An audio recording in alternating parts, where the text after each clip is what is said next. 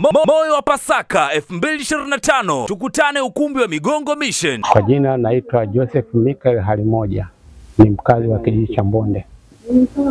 Mimi nimefurahishwa sana na tamasha hili la Moyo wa Pasaka, kwa sababu mara pengi sana sisi wa Kristo au wanadini wote tunapenda sana amani, na mtu unapomsaidia katika hali na mali, basi na yeye anajisikia kwamba ana furaha ndani ya moyo wake.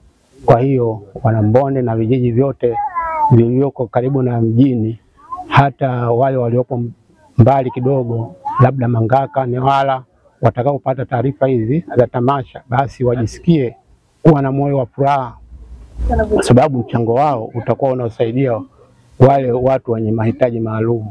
Chochote utakachokuwa unakitoa, basi kitakuwa kinabarikiwa na Mwenyezi Mungu.